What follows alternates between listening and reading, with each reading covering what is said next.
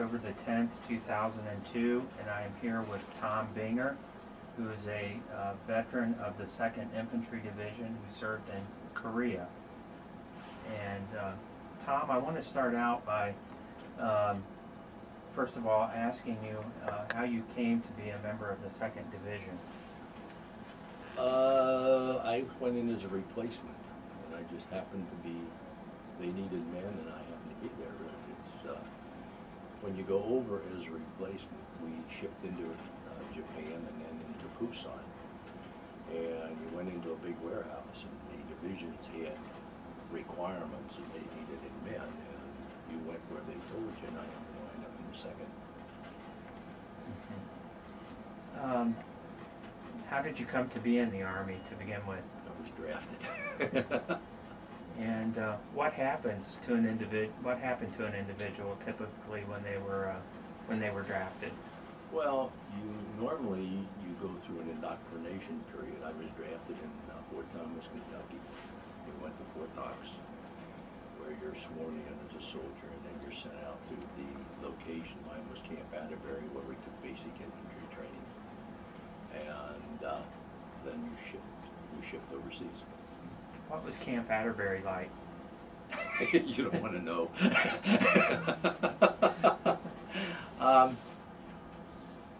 It was a World War II. It was built in World War II, and then it became a prisoner of war camp. And then after that, it became an Army training camp. It was typically wood barracks, no insulation, and that's about all you can say about it. Just a typical Army facility. And where was Camp Atterbury at? Between Columbus and Indianapolis, Indiana. What kinds of things would the men do at Camp Atterbury? In basic? Yes, what in training, and did you have any leave time or recreation time while you're at Camp Atterbury? We used to come home every weekend. Although we went AWOL on Friday, they knew about it and they didn't care. Basic training consisted mostly of marching, drilling, physical training, bayonet practice, things like that. And then we would go out and go on an attack and get tactics. It was just a typical infantry basic training, basically. Although even there I was in the engineers. We didn't really do much engineering training. That would have been done at another post, and I guess they needed men to be, so we shipped directly from Atterbury to Korea. What was the primary mode of transportation for you at that time? To say go home on leave or to go to town? Automobile. One of the guys had an automobile. We used to ride in it. We'd come home and leave up there on Friday night about 7 o'clock and get into home maybe at 1 o'clock in the morning. We'd be there Saturday night, and we'd leave over there by midnight on Sunday, get in about 3 in the morning at Camp Atterbury, and then get up at 5 and go to work. How long was your training at Camp Atterbury?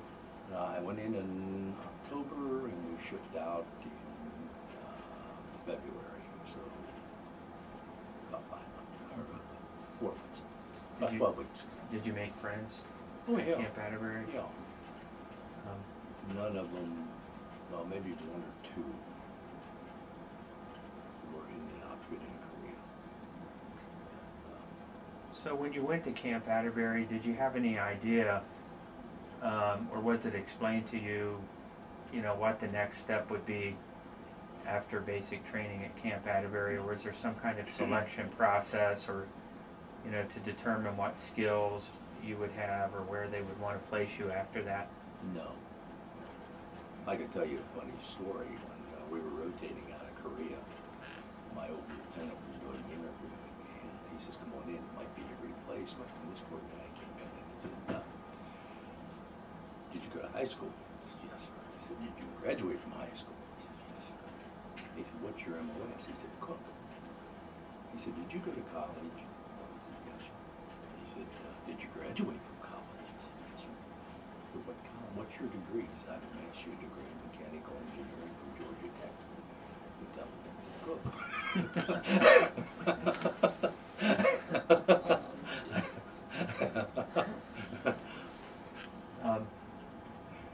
what happened after you left then Camp Atterbury? Well, we took a troop train out to Seattle, which was an experience all of its own. What was that like? Well, the first night, we got on the train in the afternoon, we took off, and it was chow time, dinner. And they came down between the seats on this old railroad car, and each person got a hot dog in each hand. No bread, just, that's a dinner. We knew at that time this was not going to be fun. We got to Seattle, and we spent time at Fort Lawton, processing for overseas. And we went on a troop ship to Japan, and then on another one over to Busan.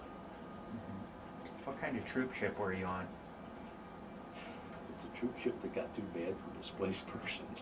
So a friend of mine came over. He had been in Germany as a kid, and he came over. He came over on the same ship that I went over. Extremely crowded. It was equipped, I believe they said, for 1,700 people. We had 2,800 Americans and a battalion of Canadians on it. And we sort of slept. We used to call it hot bunking. I would sleep from midnight to 8. The person would wake me up and sleep 8 to 4. The person would wake him up and sleep 4 to midnight. I would wake him up. So there was somebody always there. So it was just like a can of sardines, you know, that's the way you should go. And then what happened after you reached Japan? I guess that, I would assume that's where the Army decided where the individual That was the process. would go and what they would do. We landed at Tokyo, Yokohama. We went up to a place called Camp Drake, where we processed and got our shots, and so on and so forth, test fired our rifles. And then we went back down to Tokyo and got on a ship and went to Busan, which was the main entry point for soldiers going into there. How did you find the Japanese people at that time? We didn't have much to do with them at that time. We processed almost continually. I assume they were friendly. We didn't have any problems with them. We were strictly restricted to the camp, and I guess we were only there for 72 hours, something like that. Okay. So it was a quick in, quick out type thing. Up to that time, were you with the same men that you were with at Camp Atterbury? No, yeah, pretty much so. We all came over together. A lot of them went to Germany. There was a split. Some of us went to Korea. The rest of them went to Germany. Those that were with us going to Korea, we stayed together until we got to, well, I guess actually Busan, where they just started dividing them up between the various regiments and battalions. The second, or any division, you know, that had manpower requirements. Can you remember, Tom, what it felt like during that time period on the boat ride from Seattle to Japan, knowing that you were going to Korea, and what it was like for the other guys? I don't think we paid much attention to that. We were more interested in trying to get out of the chow line and get a place to sleep, really. It never really entered our mind as far as fear was concerned. It was sort of heart-wrenching. I never will forget when we sailed out of Seattle. There's a song they played. I don't know, it's one of these tear-jerking songs. I don't know why they played it, but, and then the ship pulled out. That was about it. A lot of fellows were seasick because we had storms all the way across. We were locked down in the holds, below decks. Of course, you couldn't get out on decks; they were going underwater. And I don't know. I can't recall any particular feeling except that I wish I were back home. But we knew that wasn't going to happen, so we just went with it. What would you have been doing had you have been back home? I had worked for the telephone. I've still been working for the Okay. So you arrived at Korea, and you recall what date you arrived in country? Right about the 1st of May. We were in Japan at May Day, and we took off from there, and I guess maybe the 3rd of May, somewhere in that but when we arrived at Busan, we got on a train going north. We picked up our division in Chippewa, and there again we were assigned to various groups. And I was assigned to Dog Company, Second Combat Engineer. Is it when you were finally attached to 2nd Division that you found out what your job was going to be? No, jobs are allocated by need, you know what I mean? I went in, my MOS was a truck driver. And I did that for Buenger Massacre. And then after that, when I came out, I had an interesting thing. Sergeant came in and he said, "What do you know about demolition work?" And I said, "Nothing." And he said, "You better learn." That's my training in demolition, but we were put with other people who had experience, and that's how you learn. And what was the first group of people that you were with once you got to Korea? Can you tell me about those people and what you were doing for your first assignment? When we hit the division, I was in the division about a week, and they had this battle called the May Massacre. I believe they said something like 12 Chinese divisions hit us, and it was a massacre. In about 10 days, I think they said about 65,000 Chinese died. I was scared then. I was out on the sentry, and I could see the whole Chinese army coming down. We went back. We were held in reserve for a while, and then I guess our first taste of firefights and combat, we had to go behind Chinese lines to put a bridge in.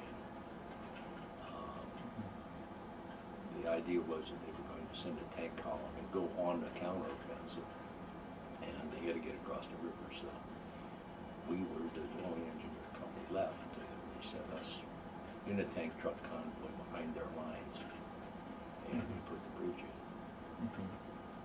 After that, we went into a town called Inji, and then we went back in reserve. That was in about July. Is this place where you're describing, is that above the 38th parallel? Yeah. And I think most of my time was spent above the 38th. And when was the first time that you would consider you were under fire? Going behind Chinese lines, they did not like that. And we were moving up this road, and they said a tank hit a landmine, and we stopped, and then the firefight began. And we had to get the trucks out that were carrying the bridge equipment. We did that, and then we pulled back. We regrouped. Same day, we ate chow, and they said, "Get your weapons ready, we're going." And then that night, we went up on the tank truck convoy and shot our way through, and met a regiment of infantry that had set up a perimeter up there so that we could put the bridge in. And that was really the first firefight that I was in.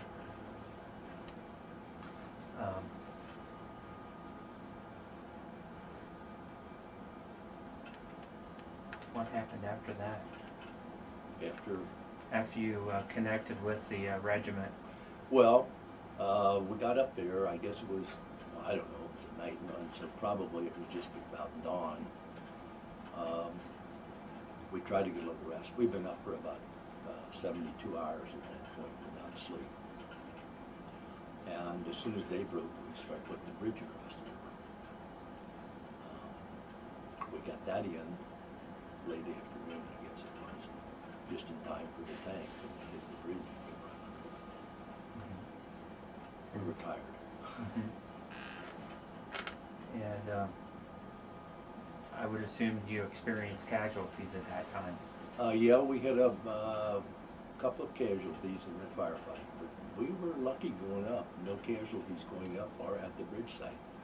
I think by the time we got to the bridge site, the Chinese and North Koreans were just running. You know, I mean, they were trying to get out of the way because we had trapped them pretty well, and we didn't suffer any casualties there. So. Did you take any prisoners during that time? No, because we couldn't. Well, we took a couple, but we had to hand them off because we were in a circle up there. This was enemy territory, that was enemy territory, and we couldn't do anything with it. You know, if there were some infantry guys going back, we'd send them back with it. We only took a couple. Mm-hmm. And while this was going on, you were driving a truck? Well, until the bridge was going in, yeah, the trucks were sitting there. And, a little funny aside to that, when we tried to get a little rest, I climbed under the truck, only to find the next morning that when we got back out from underneath it, they had 2,000 pounds of explosives in the back end of it. It's not a safe place to get.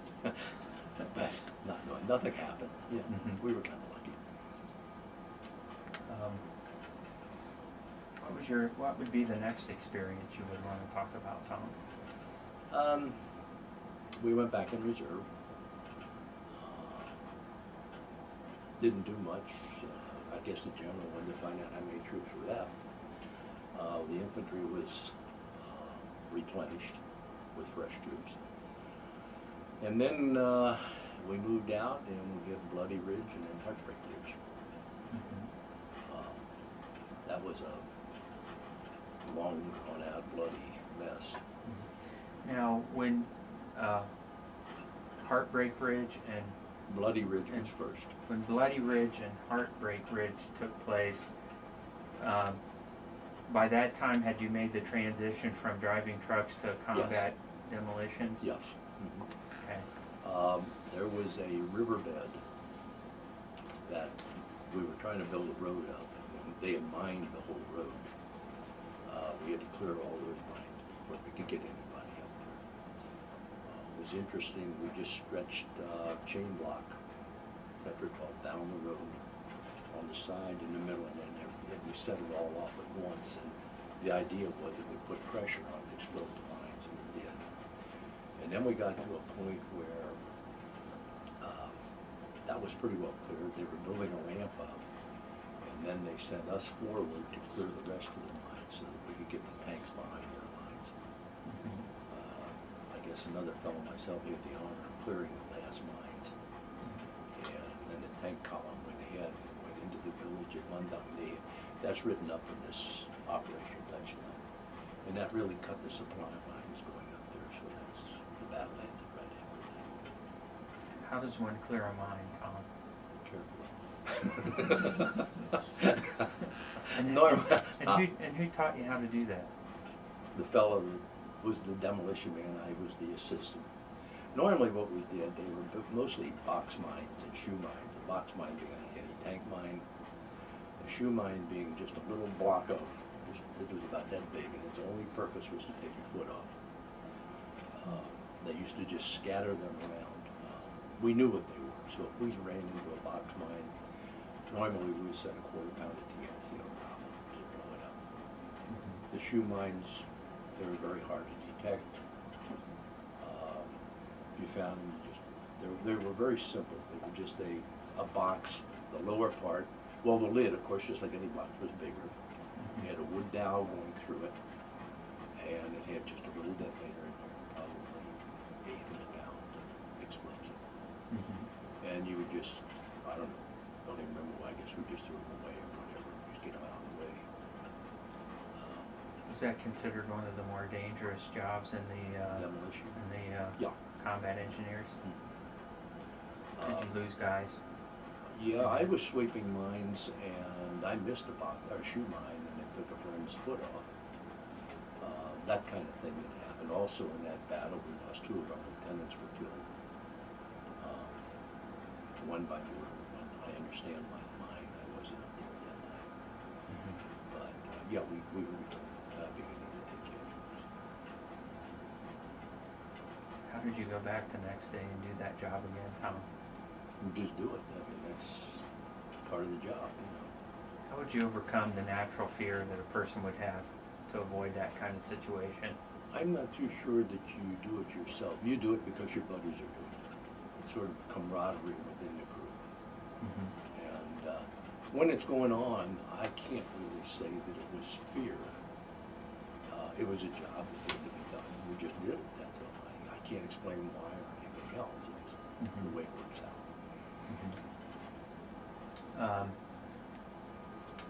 Mm-hmm. And you were going to tell us about Bloody Ridge, Heartbreak Ridge, Well, I'm sorry. Heartbreak, yeah, Heartbreak was just a brutal battle. We were not on the ridge itself. I think I was reading in the history book where something like 6,800 casualties on those two hills. Not all dead, over 1,000 dead, wounded, and so on and so forth. And it was a long ridge, and by the time the infantry got up there, they were running out of ammunition, so it was just a seesaw battle until we were able to get that tank column through. When they got the tank column through, they went into the village of Montgomery and cut their supply lines and shut it down real quick. And that was the end of the battle. And what contribution did you make to that as an individual, to those 3 battles? Well, putting the bridge across, we did that, and clearing that minefield going around Heartbreak Ridge. And I was a demolition man, as part of the group that was clearing the mines. If you call that a contribution, I guess it is. And that enabled them to get supplies to... No, it enabled us to cut their supply lines. They were running up the backside of the hill with the supplies, and they were in the open. And when the tanks got into Montgomery, they couldn't move anymore. It was just,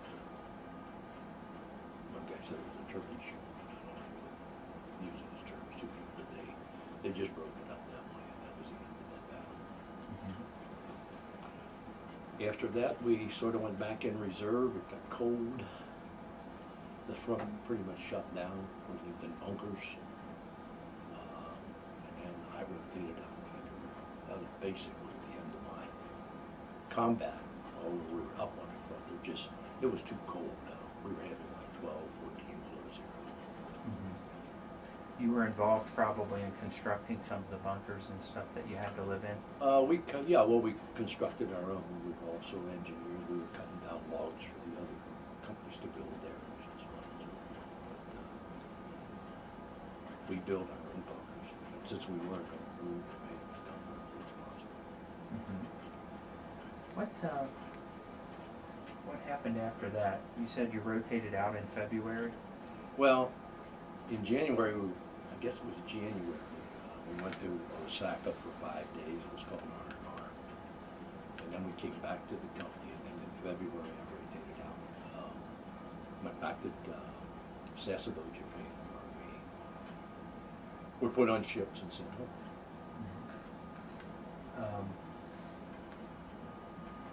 While you were in Korea, did you, was there anything that you did to improve your luck? Not improve my luck. I drank part of the Soyang, I think it was the Soyang River, and I came down with amoebic dysentery, if you call that luck. I went from about 165 pounds to about 120 pounds real quick. I know some people would carry like a rabbit's foot or something, they would have something that they would feel would keep them safe or whatever. No. You have St. Christopher's medal.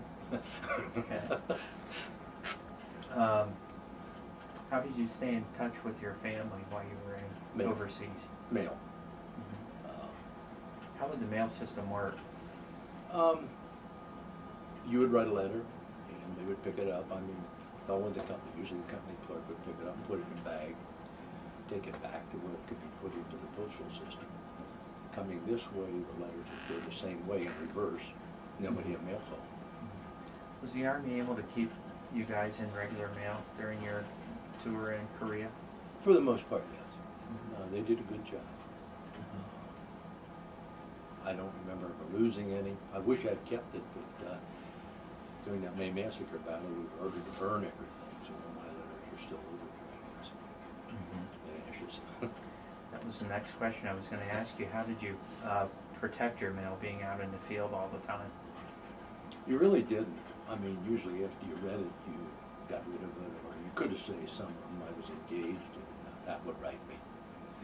But then we had to burn all identification and personal belongings, which meant the letters burned also. We didn't really keep them. At least I didn't. I don't know. I guess some guys did, but you didn't have that much room to carry them around. But before the May massacre, you were able to keep mail? Well, you could keep it until something like that happened. You know, if it was in the back, you could keep it. Mhm. I just never did. Mhm. Did you ever read the letters more than once, or? Oh, yeah. Yeah. Then every now and then I get a package, it's a package over. What kinds of things would you get? Well, candy, things like that. And then Pat got very inventive, I guess you would call it. She would get a loaf of bread and stick a bottle of brandy inside the bread, put it in the box we were supposed to do. Mhm. And one time I think she said the postal clerk shook it and it sort of gurgled. And he just smiled and sent it through anyway. That's cool. I love that. Did you make any special friends while you were on your tour? Yeah, I did. I had a very good friend who lived in North Dakota. He just died about 3 or 4 years ago. Most of it, since when we got back to the States, everybody was assigned to different locations. I went up to Camp McCoy, Wisconsin. He went down, I think, Fort Hood, Texas, and you gradually just lose contact with most of them. Mhm. So Ron was a good friend of mine. As I say, he died just about 4 years ago. Did you participate in reunion activities? Yeah, that's Over where the these years? things came from. I go to one every year. Starting last year, we were in Philadelphia. This year, we were in Nashville. Next year, we'll be in Kansas City. And it's kind of interesting to meet some of the guys there. What are your reunion experiences like for you, Tom? Oh, they've been nice. You just meet guys. I don't know how to put the feeling, but I guess there's a camaraderie about people that have been in this. And you're immediately accepted. You know, there's none of this, well, who's he, who's this, who's that. While you walk up and shake hands, the guy might have been a colonel, he might have been a private. You don't care. It's real nice. Can you recall the day your service ended, Tom? Yeah, it was at Camp McCoy. I had been in the hospital. I'd come down with malaria. Through the Army, this is kind of funny, the fellow that tested for malaria was on a 48-hour breather. And they left me lay there, so I got double pneumonia. And I'd been in the hospital quite some time. It's kind of funny, I got an invitation, Pat sent me an invitation to my wedding and said, I sure hope you can make it. But I got out of the hospital and we were almost immediately discharged probably a couple of days. I had also wanted to ask you too, how did you get from, you said that you left Korea and went to Japan? Yeah. Then how did you get back to the States? On another ship. Another ship? Yeah. That was a nice experience because when we left over there, as I say, it was 8, 10, 12 below zero. When we got to Sasebo, it was rainy, 35, just cold, miserable weather. And about 3 days out of port, we got a sailed down to the Central Pacific, and it was nice. We stopped at Hawaii for a day, and then we went back into Seattle. What was your ship like for the return trip? Not as crowded. It was a smaller ship. It was pretty nice. The Navy was very good. No complaints. The only funny thing that happened when we were going from Korea to Sasebo, for some unknown reason, the Navy was posting guards around. And I had come down with the flu, I guess. I asked the Navy lieutenant, I said, what are you doing this for? Where are we going to go? You know, we're 50 miles out in the ocean. Nobody's going to go AWOL. He said, you don't feel good. I said, no. He said, well, back to your punk. But, yeah, it was a smaller ship. It was what they called the Victory ship, Sergeant something other. I don't even know. But they left us alone. The Navy crew didn't bother us. I think it was mostly merchant marine crew. And they were told not to hassle anybody. So we pretty much had to run in the ship.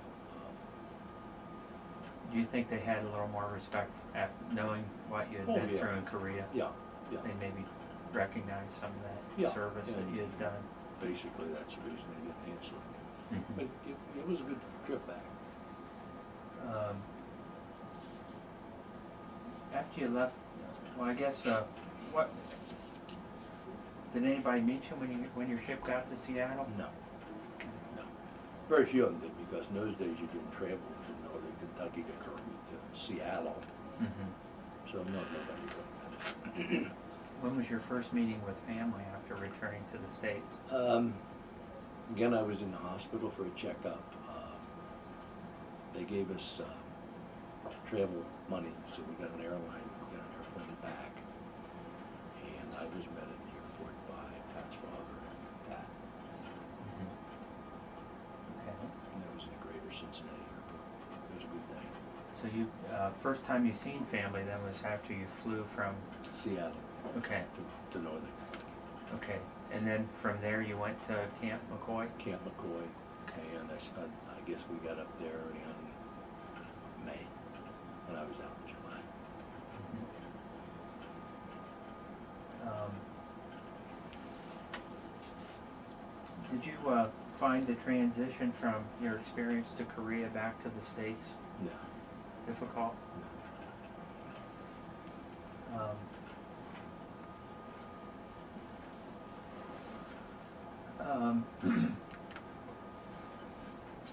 What did you do with your life, Tom, after you separated from the Army? Okay, I went back to work for the telephone company. They had to hold your job open, so I went back to that.